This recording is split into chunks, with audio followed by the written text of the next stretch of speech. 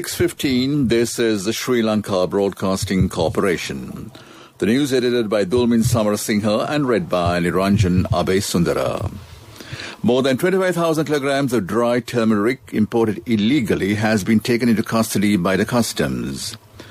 The Madiwala West Urban Agriculture and Environment Development Project will be vested with the public tomorrow. Sri Lanka and Malaysia agreed to promote trade between the two countries. Women's Parliamentarians Caucus looks into ways of increasing women's participation in politics. In world news, owners say external sources cause oil tanker explosion in Saudi Arabia. Sports news, the second semi-final of the Lanka Premier League will play this evening between Jaffna Stallions and Dambulla Vikings in Hambantota. The customs has taken into custody illegally imported 25,040 kilograms of dry turmeric. The value of the stock exceeds more than 20 million rupees. Customs media spokesman Sunil Jayaratna said that their prevention unit found the stocks inside 4 containers. A businessman in Petah has imported the dry turmeric under the pretext of importing big onions. Sri Lanka has banned the importation of turmeric. The Madiwala West Urban Agriculture and Environment Development Project will be vested with the public under the patronage of the Prime Minister, Mahinda Rajapaksa. The project is spread over 23 acres. It consists of a walking path, 2 bicycle lanes, a children's park, and an open area for exercise, and a vehicle park for 40 vehicles. It is also equipped with 2 tanks that can provide water for cultivation in the Yala and Maha seasons. The project was implemented by the Urban Authority. The Land Development Corporation made the construction. Malaysian High Commissioner in Colombo, Tang Yang Thai, paid a courtesy call on Foreign Minister Dinesh Gunawardena at the Foreign Ministry premises on Friday. Discussions between them focused on enhancing bilateral cooperation in trade and security between the two countries. The High Commissioner commended the policies implemented by Sri Lanka to tackle the spread of the virus. High Commissioner noted that Malaysia will continue to support the ASEAN centrality and recently signed Regional Comprehensive Economic Partnership expected to facilitate the Southeast Asian nations' economies to return to normalcy. Foreign Minister Dinesh Gunawardena said he is optimistic that Sri Lanka and Malaysia could gear up its cooperation in multifarious fields at the beginning of next year.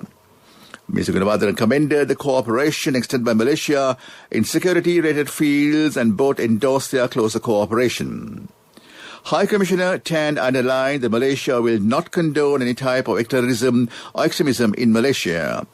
Mr. Gunawardena reiterated that Sri Lanka expects to build a strong bond with the ASEAN community and highlighted Sri Lanka expects to become a sectorial dialogue partner of the ASEAN. State Minister Dr. Sudarshini Fernandepul has been unanimously elected as the chairperson of the Women's Parliamentarians Caucus. State Minister Dr. Sita Arivapala and Parliamentarian Rohini Kumari Vijayarapna were appointed as deputy chairpersons of the caucus.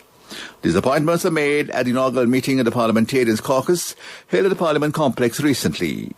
The members of the Parliament discussed steps which need to be taken in order to increase the representation of women in Parliament as well as in the context of Sri Lankan politics as a whole. Ambassador of Thailand in Sri Lanka, Chulamani Chaswan, paid a courtesy call on Foreign Secretary Admiral Professor Jayanath Kolabage on Thursday and discussed ways to fast-track areas of cooperation in diversified sectors. There are discussions on ways to strengthen and fast-track the bilateral relationship.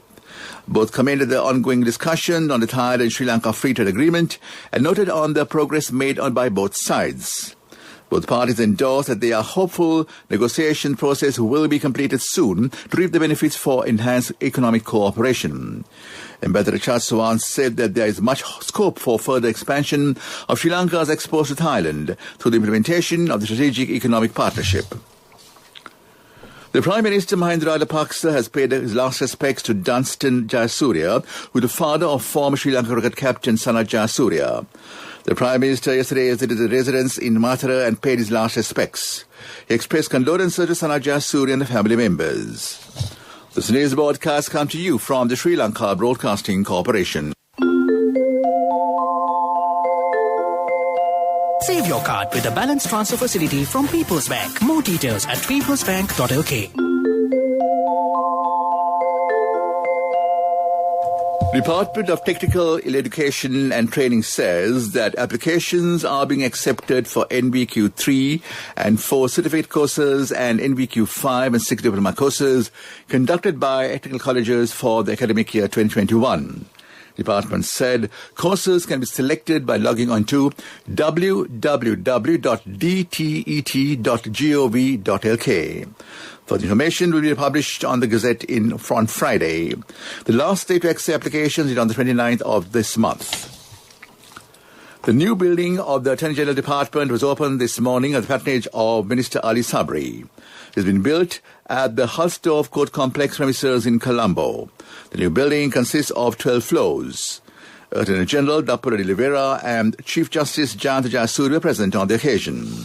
And that ends local news for now. Save your card with the balance transfer facility from People's Bank. Transfer the balance of another credit card to a People's Bank credit card with the lowest interest rate. More details at www.peoplesbank.lk. A mother knows the pain of each member of the family. Siddhalepa, the trusted relief for aches and pains. An effective therapy for relief from cold, sneezing, flu, headaches, swelling due to toothaches, rheumatic, discomforts, and muscular aches and pains. Siddhalepa, the Vidya Mahatmya in every home. The main news story is brought to you by Siddhalepa Vidya Mahatmya. The Minister of Health says that another 516 patients have recovered and discharged from hospitals. This brings the total number of COVID-19 recoveries in the country to 24,309. Meanwhile, 655 new cases of virus and 3 COVID-19 related deaths were reported within the last 24 hours. According to the unit of the Health Ministry, a total of 32,790 cases of coronavirus have been reported in Sri Lanka so far, while 8,329 of them are currently being treated in hospitals. That was the main news story. The main news story was brought to you by Siddhalepa Vidya Mahatmya. Brush your teeth twice a day for healthy teeth and gums. Supiriviki and Kakulu, your trusted brands in oral care for many years. Supiriviki Ayurvedic toothpaste for adults. Kakulu Ayurvedic toothpaste for kids. 9 Ayurvedic ingredients of Supiriviki will protect your teeth and strengthen your gums. Supiriviki and Kakulu, products from Siddhalepa. On to Watch Live, the government has decided to reopen Sri Lanka to foreign tourists from the 26th of December. Tourism Minister Prasanna Ranasunga said that Bandar International Airport will be opened only for commercial and special flights at the initial stages, and this will be done in accordance with the recommendations issued by the health sector. The Civil Aviation Authorities said the date for reopening Sri Lanka for international flights will be announced in the next few days. On to world news. Owners say an external source caused oil tank explosion in Saudi Arabia. U.S. Treasury and Commerce Departments targeted in cyber attack. China warns of interference over Bloomberg journalist arrest. A Singapore flag oil tanker has been hit by an unidentified external source that caused a fire and explosion today. The ship BW Rhine was discharging at Jeddah port in Saudi Arabia when the incident happened. Its owners, Hafnia, said in a statement impact caused an explosion and subsequent fire on board. Ship's crew put the fire out and no one was injured, the company said, although parts of the hull were damaged. The U.S. has issued emergency order after revealing that its Treasury and Commerce departments had been hacked. All federal civilian agencies have been told to disconnect from SolarWinds, a computer network tool that is being exploited by malicious actors. The U.S. has not publicly identified who is behind the attack. China has said the arrest of journalists working for the newswire Bloomberg is an internal affair, warning the others not to interfere. Chinese citizen He Fan was detained last week accused of endangering national security by authorities. It's latest in a string of arrests or expulsions of journalists in China. European Union responded to urging China to release all journalists held in connection with their reporting. And back to the headlines of the world news. Owners say an external source caused oil tanker explosion in Saudi Arabia. U.S. Treasury and Commerce departments targeted in cyber attack. China warns of interference over Bloomberg journalist arrest. That is world news. Development news. A new state-of-the-art base workshop of the Sri Lanka Electrical and Mechanical Engineers Regiment will be a reality with the laying of the foundation stone by Army Commander Lieutenant General Chandra Silva in Kosgama last Saturday. The workshop will see the production of sophisticated and most modern innovative equipment, creative hardware products and heavy vehicles that could bring much-needed foreign exchange to the country. On to sports news, it's cricket. The second semi-final of the Lanka Premier League will be played this evening between Jaffna Stallions and Dambulla Vikings at the Hambantota Surya Weber grounds. The match will commence at 7 p.m. SLBC will give live commentaries on the match.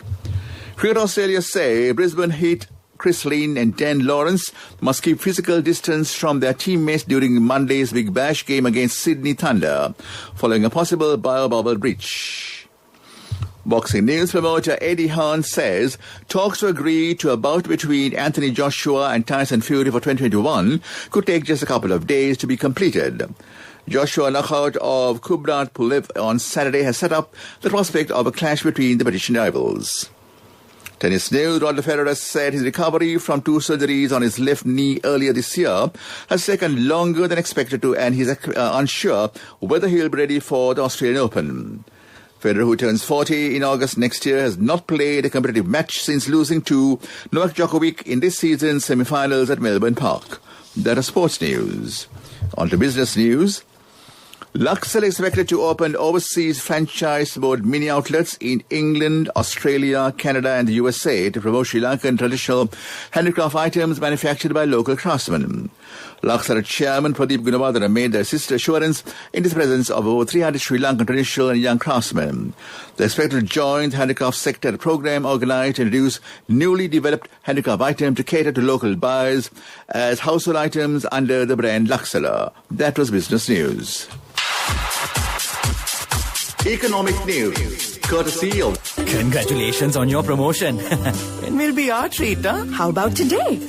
Oh no, I was just joking. It's fine. I have my LOLC credit card with me. Let's go out today. Introducing LOLC Finance Credit Cards. Fuel the goodness in you. State Minister Dumita Dissanayake said 2,200 million rupees has been allocated to set up 1,000 solar power plants in villages. He said 12 million rupees will be granted to each investor who is willing to set up a solar power plant and reside within a 400-meter radius from the plant. He said banks will grant soft loans to cover the cost of such plants because the Sri Lanka Electricity Board will buy electricity from those plants. That was economic news. Hello, Puta. Did you land already? No, Amma. We're in transit and our flight got delayed. Oh, really? How is Shani? Poor thing with her pregnancy. She might be feeling very uncomfortable. The airport must be heavily crowded because it's a season. Amma, calm down. Everything is sorted. Why, I have my LOLC World Card with me. We are at the VIP lounge. There's nothing to worry. Those who spread goodness radiate happiness to everyone around them. Introducing LOLC Finance Credit Cards. Fuel the goodness in you. And on to the weather. Met Department says several spells of showers will occur tomorrow in the northern, north central, eastern river provinces. Short thunderstorms occur at several places elsewhere in the afternoon. Back to the headlines of the news. More than 25,000 kilograms of dry turmeric imported illegally has been taken into custody by the customs. The Madhiwala West Urban Agriculture and Environment Development Project will rest with the public tomorrow. Sri Lanka and Malaysia agreed to promote trade between the two countries. Women's Parliamentarians Caucus looks in the ways of increasing women's participation in politics. In world news, honest external sources cause oil tank explosion in Saudi Arabia. In sports news, the second semi-final of the Lanka Premier League will be played this evening between Jaffna Stallions and Dambulla Vikings in Hambantota. That and the news are back to Prashant this Monday evening.